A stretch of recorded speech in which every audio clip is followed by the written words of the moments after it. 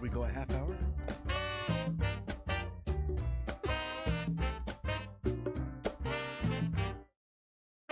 Hello and welcome to Dateline New Haven. I'm your host, Paul Bass, inviting you to look behind the headlines on the stories that make our community tick.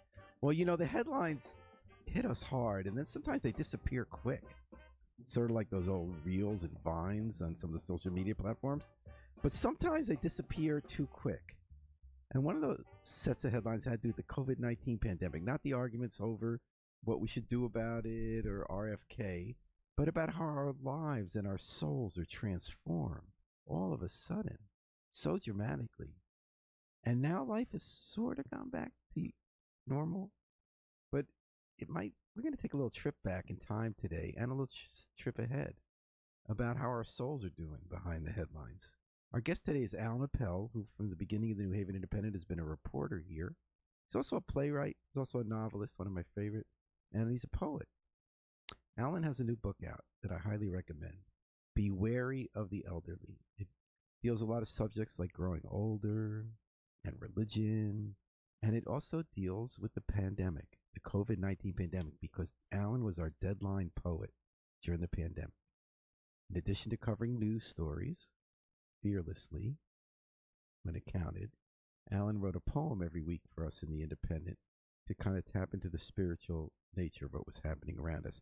And some of the poems in this book are the pandemic poems. Allan, congratulations on finishing, what is this, your fifth book of, no, let's see, you've had 8 novels, 40,000 New Haven Independent articles, 4 nonfiction books, and this is your third published poetry collection. Third poetry, yeah. Am I supposed to hear you in the... Yeah, you don't hear me? I don't hear you, but it's fine because I can hear you across the room. How about now? Better. Okay. So, congratulations on this Finishing Line Press publication. What made you want to put together another poetry collection? How did this come about? Well, first of all, thank you for inviting me to become the pandemic poet. And that's the reason the collection came about. Because I don't think I would have been writing poems since the original, the 2 books that you refer to. They're very much young man's books. One published in 1970. You're living in New York, and that not only in photos but in real life, you were in black and white on the subway and everything around you was black and white in the 70s. 1971, just me. Just New York was black and white. Just me solo in the train with the graffiti. Yeah, I love that photo.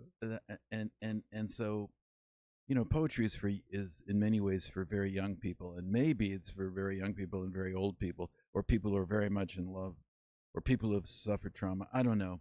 There's no answer except that I had moved from poetry to prose because I sensed that even in the poems, I had a long line that kind of wouldn't fit in what is traditionally a poem. And I really stopped writing poetry. But suddenly... Until the first election of Donald Trump. Well, till someone named Paul Bass had the idea that poetry would be a good idea to appear in a hyperlocal online news site. So I want to ask you, like, why you thought it was so important. Because take a survey of all the online publications, or any of the publications, though, you know, old school also. How many people printed poems? People were writing poems. None. But you're heart and soul is part of how we report on what was going on, and we'll get to that. Yeah. When we hear some of these poems on the show, because I want people to know what this book what it's about. Would you mind getting right into reading some of it? Now, the point is, the book is not just pandemic poems. No. Be Wary of the Elderly is a very good title because some of the poems have to do with being a senior citizen, as you and I are, and during the pandemic. But it also has to do with being a senior citizen. Well, let me answer your question because I buried the lead, so to speak, in all my remarks, as we say in the business. So you asked where the book came about. So lo and behold, I had not been writing poetry. Lo and behold, you ask for public poetry to be written by me. I had never done that before, although I obviously had written lots of poems. And thank you, Harry. And so I began to write these poems, and many of them were kind of pandemic based, but it also got me back into the mode of writing. Okay. And then at the end of the pandemic, after we had 50 or 60 or 70 poems behind us, I I hard to explain. You know, you get on a certain horse and you keep riding it. I thanks to you, I was comfortable writing poems. So muscle memory. Muscle memory. I went beyond writing poems about the pandemic, and we'll talk about what a pandemic poem is. But lo and behold, there was a contest. Sometimes you enter in the landscape of publishing these days. Small presses ask for submissions for a contest. I submitted, and they asked for a collection of poems, and I said, "What the heck? Let me submit pandemic poems." And I realized that I'd written about 70 of them, but not all of them were wonderful by my lights. Because when you write public poetry, you have to chuck it out maybe before it's ready, unlike our articles, of course. But so anyway, I submitted a manuscript that had at its core the pandemic poems, and then I had added a bunch of others, many of which came from those young man's collections from the 70s. I submitted the manuscript to the contest. I did not win. I don't know who did, but I got a letter from them saying, "Oh, by the way, we would like to publish your book down Wow. the road." Oh my, And that's how it came about. that's great. It is a good story. So we're talking to Allan Appel. He's obviously one of us here at the Independent, and he's been a reporter since the Independent started 20 years ago. He's also a playwright and a poet and a grandfather and a nonfiction writer, novelist, and nonfiction book author. He does a lot, and his new book is "Be Wary of the Elderly," which includes pandemic deadline poems he wrote for us in 2020 and 2021. Tom, Allan, would you mind starting with Vaccination Sonnet 17? Now, if I remember correctly, you had written a news story about being among the first batch of people who got COVID shots. Remember, we were really stuck at home for the first year almost. And then Donald Trump did a good job, although he won't admit it now publicly, of getting a vaccine out so we go back to our normal lives somewhat. And the first people who got the vaccine were over 65. So you went to get a vaccine at Yale's Payne Whitney gym, correct? Yes, that's You went correct. to the gym and you wrote a news story for us, which was excellent. Right. But what I really loved was the poem you wrote about. And what's the format of a sonnet? Every two lines rhyme. Is there a certain number of lines or meter? Yeah. If you're a purist, it's iambic pentameter, whatever that is. We all used to know. Yeah, long, short, or short, long. But it's 14 lines, and it's supposed to pivot in the middle and end with 2 lines of conclusionary wisdom. I love the last 2 lines. Okay, There so you go. here's Allan. He'd already done his prose article for the Independent about this first waves of COVID shots that were going to change people's lives back. And then he wrote a vaccination sonnet, which is in this new book, Be Wary of the Elderly. I saw an old friend walk with cane and stoop beneath an inviting basketball hoop. Another peered at me above his mask. His names eluded me, both the first and the last. Yet he seemed to know where I lived, and he wished me well. Well, and I right back to him. For strange to tell, the whole gymnasium, where young people usually play, was full of ambling, forgetful folks on vaccination day. The backboards folded neatly above, the nets still and white as snow. Today the shots were being taken below.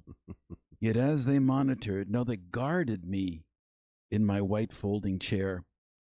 I could not have been the only one there, looking for his spot. With this, my fervent wish, pass me the ball. One last arcing shot, one more swish. Wow. Vaccination sonnet. I love so many things about that poem. It's the perfect length. It's that feeling of we were in history that people forget about. We were closed up. We were scared about seeing people, where we could see them, how we get our groceries. Then we kind of got used to that, wearing masks everywhere. And here was going to be our first step back. And here you are in this gym where they're usually young people playing basketball. And of these old people, you see a guy with a mask who knows your name. I'm guessing that's the guy who checked you in. You didn't know him. And your thoughts, as usual, are, okay, I'm getting a shot. But it's also like there are old people here, not the young people, under these courts, and you would love to take a shot, obviously playing on the word shot of a vaccination shot and a basketball shot, which is perfect. You would love to take a shot and make a swish, which sort of symbolizes to me life goes on. You get a shot, ouch, yeah, you can walk around. But no, life is about being able to take that shot, aspiring to the net and swishing, not just getting a shot, but swishing. Is that right? That's exactly right, and I related to that so much. Somebody spent hours shooting a basketball hoop. Yeah, and a gymnasium. It's a place for young people. It's a place of activity, and the thing that made the poem work for me was in poetry. If you have a metaphor, and you extend the metaphor and find the one metaphor that leads to the next, the whole thing is what's called a conceit, and the idea of a shot and a shot, as you point out. But it could be overstated. Metaphors could be wrung so dry, so taut that they're like kind of a rag, kind of limp, right? You got to do it judiciously, which you did. Judicious you is didn't the word. Start out with, you had the hoop, so you had the image, right. You had the old person with the keg, but you're not sitting there the whole time, I want to take my shot. When you talked about a sonnet pivoting and then bringing us somewhere at the end, right. You brought us somewhere. This is a fantastic poem, Al. And like, you brought us at the end to that feeling of life after the shot when there was so much death and there was so much stasis. You brought us the dream, and when the picture of shooting a swish. Now, when you're old, you can't be that kind of limber young person flying through the air and gracefully making that beautiful shot with all net or even no net, But it was such a great symbol of the life you were hoping to reclaim and why we keep living when everything seems hopeless. Well, I guess so. That was in the back of the mind. But what keeps the poem going is the different words. It's about language, basically. Shot and shot. But where does the language of COVID and the language of basketball also touch? Being guarded. Yes. So I was having fun with that. Yes. And then one thing led to another. Oh, sorry. I think you're ready. They want you for another COVID shot. By the way, have you gotten your latest COVID shot? No, I haven't. I got mine. I was remembering how this used to be such a big deal. It's a big deal again. RFK doesn't want us to get mRNA shots, which were the game-changing technology that saved everybody's life last time. It's kind of interesting. I know, and with me, I'm really a little upset how suggestible I am, because I'm thinking, I'll just put it off. What's the big deal? I swear, how does doubt plant itself? If you hear someone say the same thing, even though you know what's being said is nonsense, but if it's in your ear 150 times a day, you might delay going to the Walgreens for a lot of people are going to die. Yeah. Well, not me. I'll go later this afternoon. I got mine. I'm very happy, but I tell you, I'm not going to write any more poems about this. No, we're done with that. No, we're talking Allan Appel, whose pandemic poems are among the memorable entries in his new book, Beware the Elderly, his third poetry collection. Should I read the next one, Allan? Paul, I'd love you to. Anything you want to do. I'm just basking in your another company big deal here. is how you went food shopping. A lot of us had stuff ordered. Yeah. I remember at the very, very beginning, people were wiping their boxes of food, leaving them on the porch to have germs disappear, because we knew nothing about COVID. So we didn't know that you couldn't get it certain ways and you could other ways. Right, and the real debate was, of course you're going to wipe the cereal box, but you have to wipe the green pepper also. Yeah. But then they let old people come. I remember going to Stop and Shop the first time and being upset there weren't more precautions separating people. Obviously, we were overdoing it because we didn't know what was what. But Stop and Shop had those hours when only seniors came in. And they thought that would kind of make you safer, make you feel more secure. It was usually 8 in the morning, right? In the morning, and at 6 or so in the afternoon, people were eating. Families were eating. Yeah, and so Allan makes it, and that's what this is, right? At the Stop and Shop in New Haven, you're going out at old people time? I don't think it would, unlike the vaccination day, I don't think it was based on a real experience. Oh, this wasn't really going to Stop and Shop? You were imagining it. Yeah, you don't have to it's not reporting, Paul. It's stuff you totally make up. Right. Okay, let me read it. At a Stop and Shop, but it's based on what it was like to go shopping. Sure. Okay. Donning mask, gloves, and baseball cap, like a thief, I go out to shop. No surprise, everyone's dressed like that. It's kind of fun to see all the robbers by the Cheerios, and that gaggle of felons keeping distance by the melons. But now, in comes a fellow with no gear at all. Healthy looking, asymptomatic, and tall. The store grows quiet. Then, with a start, the thieves scurry off with their wiped down carts. This man's stride is sure, his smile long and bright. He's the one likely to take your life. Yeah, there was a sense of menace. We were scared. Everyone was you're a potential assassin, especially the very, very beginning in New York where people were dropping. People Right. really got it when they decided, are we going to go to the bodega and get a quart of milk? I remember hearing the story of people saying they went and then they got COVID from just going to get milk, and there was someone, and we were told not to wear masks at first, Right, and all of the complicated choreography of, are you 6 feet apart? Are you standing in the designated spot so that you're not like? And we all, because we didn't know what really caused COVID and how it spread, we clung to the maybe facts as though they were definite facts, that it had to be 6 feet, not 4 or 8, Right. and that kind of stuff. The what I thought was interesting was how we looked at other people Yeah, as threats, yeah. and how their behavior, we can't control their behavior. So remember, people complain about the trail of people's sneezes when they jog past you. Oh my God, yeah. And here you are in the supermarket, and we need to get our groceries, and I love how you make all of us like the thieves who are shopping with their masks, the robbers by the Cheerios, and the felons by the melons. That was good. And then the person who's looking confident and healthy and strutting might actually be the one who's going to spread the disease, because maybe he's not asymptomatic, or he's asymptomatic, but he might have it, right? He might be carrying it. Right. It's those healthy ones you have to watch out for. Yeah, and in that poem, it's interesting that you read it, because when other people read stuff, I hear things that I don't hear when I read them myself, and I think you get away with talking about grim things when it's peppered with what you sometimes call in my work whimsy, Yeah. because otherwise, I don't know. I mean, why do something? A poem is not kind of reportage by itself. It has to have some other kind of. Which a good article has too. You're thinking about the universal aspect, the lesson, the larger point, the way this affects people's lives. I guess so. But it's even a higher bar with poetry. You really got to deliver. You can't have a press release rewrite about when you file your taxes, even though you get fun with that. You're right. You have to use the press release as a humorous frame. Yeah. The way Auden does sometimes.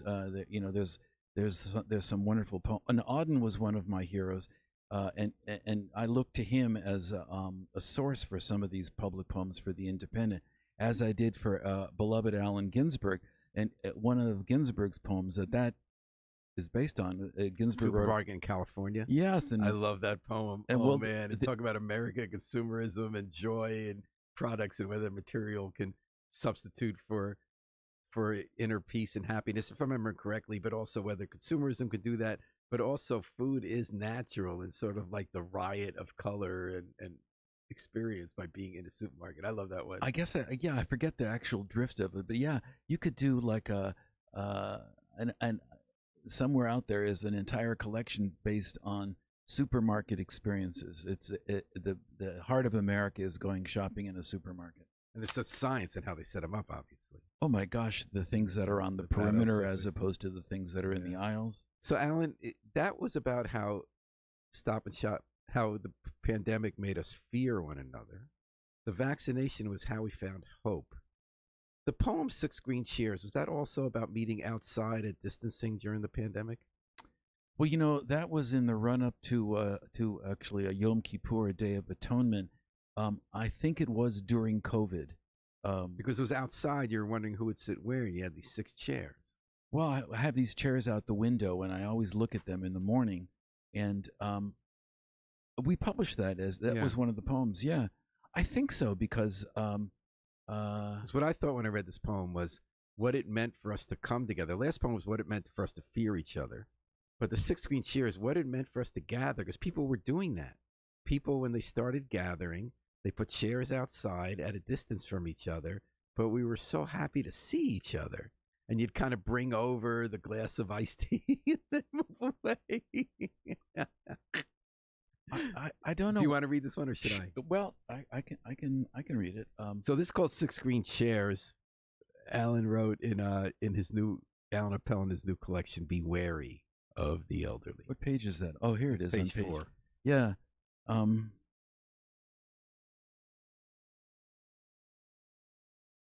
This is a long one. All right. So settle into your chairs, but 6 chairs sitting on the wet green lawn always makes me feel hopeful that people are coming, that a call was sent out, and thus the seating has been prepared for the arrival of the 6. But I never know if they will enter together as a group and each stand before his or her chair and wait patiently, even with a touch of nerves for the others to be seated. For the chairs are all equal and equally comfortable, identically built Adirondack chairs, each a deep hunter green, and all facing each other over a green oval of lawn, a kind of carpet between and before them. So when these counselors or visitors or whoever they turn out to be, whenever one speaks, all can easily take in what the speaker has said. That is, the spacing between the chairs is such that you might even call it intimate, though no touching will be allowed. And the aim being to promote for me a kind of neutral thoughtfulness and advice, a steady counsel of the kind I need right now here on the porch where I'm surveying the arrangements. Now, if they arrive to sit in my 6 green chairs separately, appearing one by one as I think will be the case, each can sit anywhere, for as I've emphasized, all the chairs are equally alike on the green lawn. I don't quite know why it's so important that the chairs be identical, for clearly I don't want the 6 arrivals to be identical. I don't want them to be cut from the same mold, to say the same old things. I need them, in fact, to have 6 different views about my life, the choices I will make today, and in the days to come, whom I will love and whom I will shun, who help, who ignore, even if I live or die. A choice, if you think about it, that is operational on the biochemical level, second to second, moment to moment. Well, of course, so much is at stake, so much is to be discussed. A diversity of views seems to me critical. If any approach or consensus is even useful, advice or direction will be forthcoming. Once I had 7 chairs gathering, but one fell apart. The one now that's in the shed, but that's okay. An odd number wasn't needed, as a vote was never meant to be taken, and the 6 looked just right, actually quite perfect. 6 chairs, maybe like the ones used originally, for a brief rest after each day of creation, where a little catnap, a snooze after daily exertions was taken before the official day of rest. And why not? Just because we don't know about it doesn't mean it didn't happen. After all, it's so beautiful out here this morning, as if right toward the end of the first day of it all, so much glistening and fresh, so much to be coordinated. That's why this morning's gathering is so critical. That's why the chairs must be set up just so. A hodgepodge of chairs, an older rocker or the broken-armed one that could be dragged in from the shed, those would be no good at all. For all the reasons that I've explained, they would diminish the effort that needs to be made. One mismatched or unmatched choice could threaten the hope their presence brings. And that's why the 6 green chairs sit on the wet green lawn this morning in their patient circle, waiting along with me. I'm sorry to laugh, but I love this. I love how far you can go with waiting people to come to your house and setting up 6 Adirondack chairs in your backyard and thinking about whether it's the right number and how they look and how you're approaching everybody and how you're seeing everyone as different. You want them to be different, but you want to embrace them and host them as the same. And it's called 6 green chairs. You could look at these chairs and think first about what it means to host and be a people pleaser, right? Which is one of the dangers of hosting, but also how you have responsibility that until the party's over, you're kind of on the hook of you're making sure that other people have a good time and they're respected. And in the context of the pandemic, what it means for us to gather again. And through it all, you bring us back to Genesis and the 6 days of creation and the daily rest from each day's work. And riffing on the number 6. This is pretty brilliant poem, Alan. Well, yeah, like one of the tasks of a poem is to keep it going. You're reporting on your mind. You're reporting on your mind, and like in a journalistic article, you have to you have to control the leakage of information, and sometimes it's fact, but sometimes the fact has to kind of expand a little longer. Yeah, I mean, in reading this, which I haven't read in a long time, I realize you edit while you read aloud. You change some words and you add and subtract some. I would do it again. I would change it. Yeah, I would. But that process never over. Because I think of it in journalistic. I think of it like a sax solo. If you really got it by the end, you realize you're reaching some new place and you got a new idea. So they let John Coltrane go 4 times around 12 bars rather than twice because he's working on something. He's going someplace. Yeah, no, it's both kind of depressing as well as kind of validating that yeah, I got into it.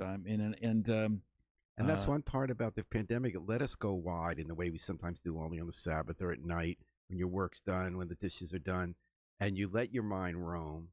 And you think, you look at a chair, and the chair makes you think, or a room, or a tree, or a yard, and it makes you think about ideas you didn't normally think about when you're too busy to stop and reflect. And the pandemic really let us reflect a lot. I found I got such an appreciation for trees just by looking at trees the way I'd never done, because there was time. You were forced in the pandemic to open up your mind and your heart and your soul to new ways of seeing just what's around you rather than pushing forward in everyday life without restrictions. Well, that's right. I mean, and the pandemic brought to sort of everybody the truth that I think a lot of writers discover as they go from subject to subject, that the stories or the poems, whatever it is, might be different, but there are only 2 subjects in all of literature. What's that?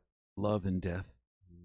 I was thinking how the pandemic enabled us to find beauty and meaning in places we were too busy to find it. Well, that's the love part. That's the love part. And the death part. Like, you do something before you're getting under that tree. We're talking about Allan's poems and Beware the Elderly. I wanted us to read one more pandemic poem because I want to see where you took us. You took us from that fear in the supermarket, the joy of the shot and hope, the 6 green chairs, the possibilities of not fearing each other but being together, and then something very specific to you. When did you become a grandpa? What year? Oh golly, it has to be. Let me see. My grandson is part of being old is we forget. Is 10 years old, so it'd be 15, 20, right? 15. You were spending more time with your grandkids during the pandemic, correct? Well, my daughter and her 2 kids and her husband were living at the epicenter of the pandemic in Queens. So they moved in with us for a year and a half. Yeah. So that became part of your life. So that because we did have these, what did we call them? These little cells of people who agreed to be around each other when we couldn't be a lot of other people. You're not your cube, but but we were that with my grandkids. Like my daughter and her wife and her 2 kids, we decided to be a group who would be around each other, even though we weren't being around other people at first because there wasn't vaccines yet. Oh, right. And you're with your grandkids. And what I love is this kind of brings it home in circle of what the pandemic meant to our lives. This poem Allan wrote, "What did you do in the pandemic, Grandpa?" Here's what Allan wrote. "I listened to the birds while lying in bed. Of course, they'd never been there. They'd been there before, but I just never understood what they said. And wasn't it really such a bore? No. Occasionally we went out to the pharmacy, to the store, but you couldn't do much, right? Well, no, you could volunteer, give out food, administer a test. We all try to do our best. But you really sat tight. That's what you said. It was not like other wars. No bombs dropped. Nobody hid under the bed. Yes, but weren't there a lot who died? More than anyone expected. A never-ended tide. Why couldn't you hide behind the rocks and the trees? I've told you many times that they called the little spike buggers silent enemy. I remember, Grandpa, what was our main task? Every day you had to wear a mask. You knew where they are up in the attic. You know where they are up in the attic. Yes, Grandpa, in that old box marked pandemic. And the beginning was very tough. You were afraid of every sneeze and cough. That meant that it entered. It had got inside. It meant there was a good chance we all could die. But that didn't happen. And that's why there's a you. Keep talking, Grandpa. Tell me some more. Tell me what you did. Tell me what's true. Well, son, it was ordinary. Some bad, some good, like back at the start. Like back at the start when Grandma cut out all those hearts? Yes. And placed them in the window. A lot of what we did was just give thanks to the drivers and clerks, the doctors and nurses, to the scientists, of course, to everyone in the ranks who finally helped beat it. And over the years, we've just accepted our fate. It's in our child to learn how to wait. But if we beat it, if we won, why can't I go outdoors and have some fun? I'm tired, child. That's what you always ask. Why not go up and just play with a mask? Yeah. Well, there you go. The kicker there is that it's a dialogue between the grandfather, and you think that they talk about it as if it was in the past, and the kicker at the end is sort of long COVID or whatever. It's still going on. So this is Allan Appel has this wonderful new book of poetry, some of which was published in the Independent during the COVID-19 pandemic. Be wary of the elderly. It's published by Finishing Line Press. Allan, so we talked earlier about how the last 20 years in the Independent, you've been a hardworking reporter. As I said, maybe 40,000 articles or so. That's give or take, Yeah. you know. But you've also, in that time, continued to work every day at your other writing. You've written plays, some of which I've seen. You've published poetry collection here. You had 4 nonfiction books. You have 8 novels. You're always working on a new novel. How do you do it all, and how do you decide hour by hour how you're going to tell a story, and why sometimes you'll do it in a poem, and other times you'll do it in a news article, other times you do it in a play, other times you do it in a novel? How do you decide what deserves what treatment?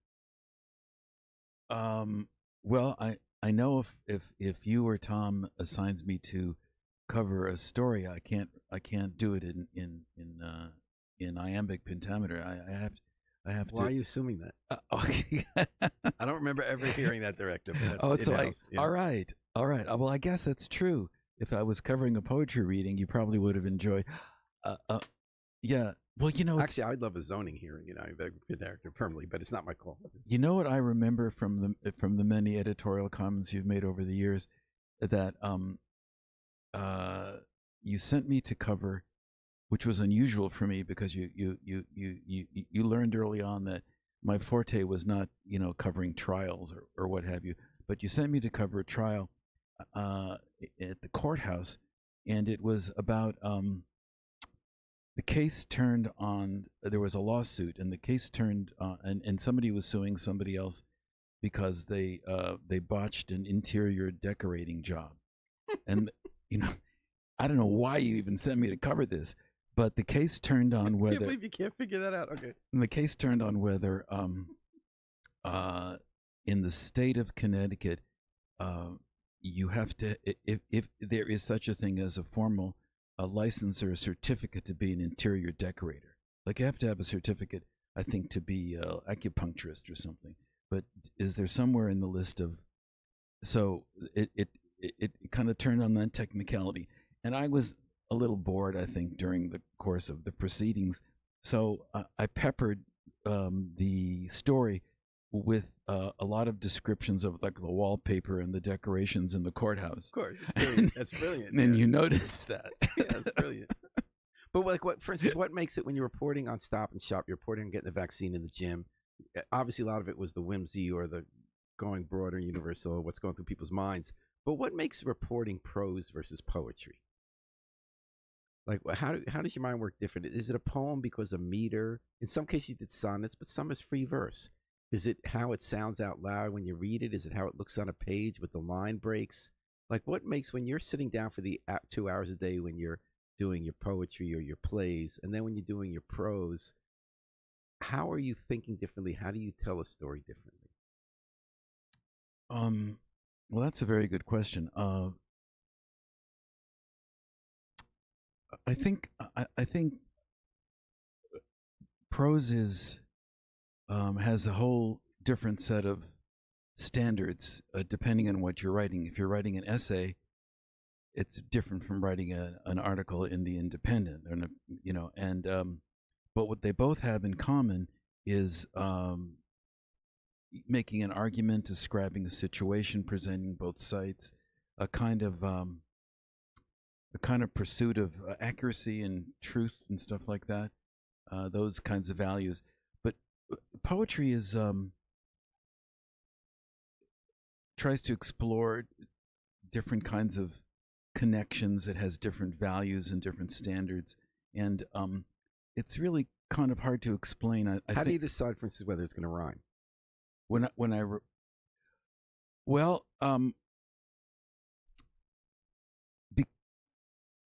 I think I'd made a kind of unconscious decision that since you had asked me to be a pandemic poet, that's meaning to be a public poet, I wanted to choose subjects as well as forms that were easy of access. And when things rhyme, when there's a touch of musicality to them, like Ezra Pound used to say, it sounds like I just had a beer with him, but Ezra Pound said, the purpose of poetry is to approximate music. I've always felt that. Well, yeah, because you're a music guy. No, but the very little poetry I've done, it's when all of a sudden some phrases come to me that either rhyme or have meter. They're not the same thing as prose. Correct. And I think there's something about inspiration, the way someone writes music or a poem, that you can't even explain where it comes from. When you write an article, you have your formats, 5 W's or the essay, you have to lay it out. The way you get a truth in a poem or a song is that you have to get deep into that inspiration you can't even name or trace, that has either lyricality, musicality, rhythm or meter. Something about it gets the heart beating, gets the blood flowing, gets the mind expanding. Like, even in an unconscious way, we write our articles in basically declarative sentences. Unless once in a while we get that great lead that sings or hums. Yeah, every once in a while. That's right.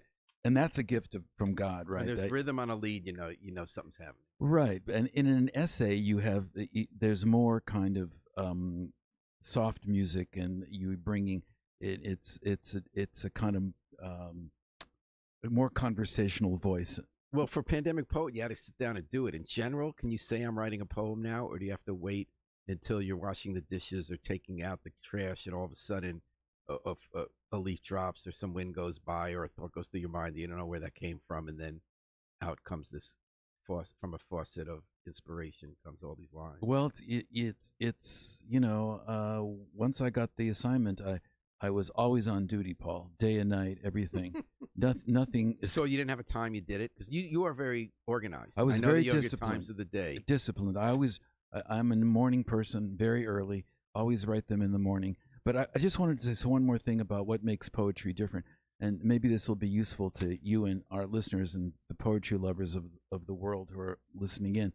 And it actually is a remark from I attended a reading by this guy who teaches at Yale. I don't know him, but his name is Christian Wyman, and he said in a presentation about Robert Frost's poetry. It was an answer to a student's question, I think. He said, because that student asked what you did, how does poetry differ from prose? Actually, in politics, it gets to the answer when what is that nostrum? You campaign in poetry, but you govern in prose. Right. Well, so Christian Wyman is doing now. He's promising to govern in prose, but he's continuing to campaign. Right. So what does that mean to campaign in poetry? And lift the heart. Right. See possibilities. See possibilities. Tap into that person's heart and their hopes and their. Tap into the emotions. Tap into these deep things that we all share as human beings who live a limited life on Earth. Never figured out what hour the garbage truck should go out on what street so that everyone's garbage gets picked up. That's right. But anyway, so Christian Wyman said, when poetry functions at its best, it's its own separate way of thinking. It's a way of following associations and infusing that path with musicality of different kinds at different points. And as you said, you have to get somewhere.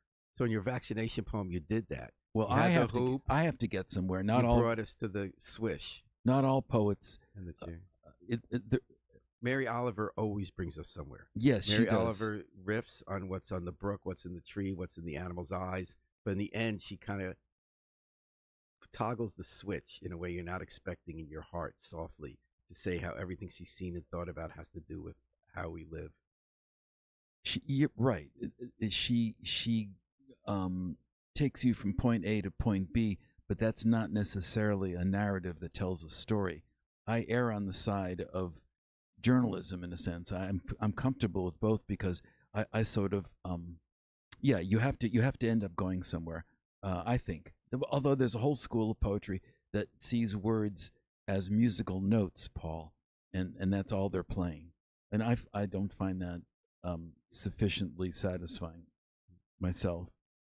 Well, Allan Appel's, we're going to do one more poem, if that's okay. Yeah. We're now in the days of awe, the 10 days with Rosh Hashanah Yom Kippur, when the gates of heaven open. And as Jews, we think about all that we've done wrong, that all we want to do better, what life is about for us. Although, it's coming up the Day of Atonement, Yom Kippur, when we fast for 25 hours and make that last final plea to be in the gates of heaven will close and we'll have another year of life bequeathed to us. What I always found is that when it works, it's actually joy rather than hardship. The fasting and getting closer in another mental plane with the fasting is sort of like poetry. But you have two poems here. I want you to pick one we're going to do for that really appropriate season. One is not literally for the season. It's God riding his power motor. And who is God and what is God doing with this lawn we have.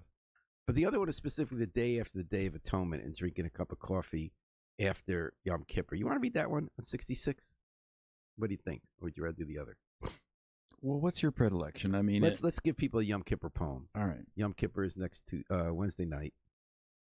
I'm surprised you didn't ask me to read how Allen Ginsberg and James Baldwin saved us from Omicron. I like that one.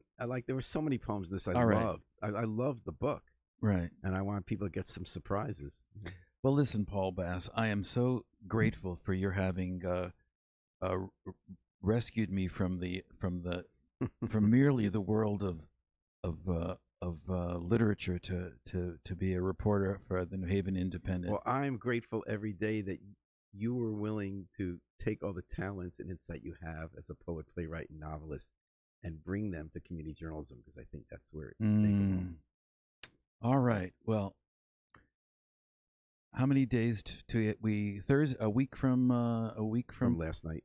From last night is the Day of Atonement, which is the closing of the gates, yeah. Well, I don't know where this came from. I don't know if this was a pandemic poem, but it's a Yom Kippur poem. Yeah, in many ways, every Yom Kippur is kind of it's like a what do you call it? It's a pandemic that ends the right way. Ooh, it's a great way of putting it. Well, isn't Yom Kippur the rehearsal of your death at heart? That's one way. See, I see fasting differently. I think it's a way we break from the routine of just mindlessly nurturing our body so we can function and breathe, and to stop and get in touch with who we are and what we are and why we want to breathe and why we want to function and why we want to eat. And as you point out, boy, does that first thing you consume after that fast tastes great. But anyway, Allan Appel, the day after the Day of Atonement. The day after the Day of Atonement, my darkest day, I felt the universe expanding, driving me away.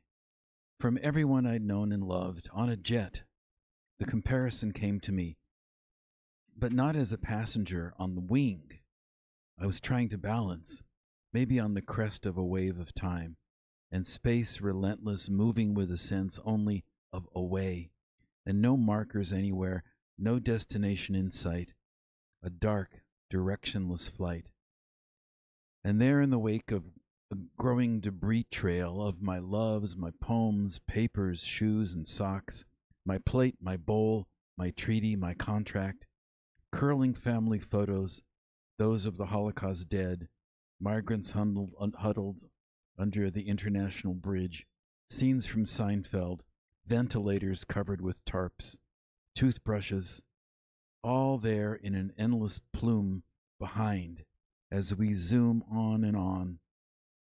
not into darkness, that's not what made the day dire, but into an unknown that the doctors of comfort call God or home or return.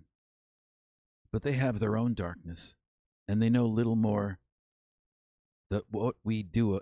They know little more that we do of it, which is only this dizzying speed on a vehicle without brakes or restraints or windows or aisles, or the language can't even keep up with the acceleration.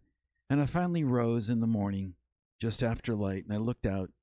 I sensed gravity all around like dew on the grass, doing its best to hold things down. And the coffee with 2 marvelous sweet cubes of sugar all stayed in my cup, so I drank the coffee, the dark, dark, dark brew of the day after the Day of Atonement. And I inhaled and I sipped another sip of darkness, and strangely enough, felt happy. Now, that's not strange to me. I think darkness is beautiful, and that's when all the pressures of the day are gone and our soul gets to escape and fly. Which is, I hope, what happens to you, Allan, not only with this book bringing joy and wisdom and feeling to people. Be wary of the elderly, Allan's new collection of poems. But I hope that you have a great fast on Yom Kippur, and that 5786 brings you more joy and inspiration that you share with all of us. Thank you, dear friend. Same to you. Thanks to Harry Drost behind the controls. We're going to take it out with the Afro-Semitic Experience performing I Wish I Knew How It'd Feel to Be Free from the group CD, A Plea for Peace. This is Paul Bass inviting you to fly free with us all day, all night, and all weekend long on WNHH New Haven's home for community radio.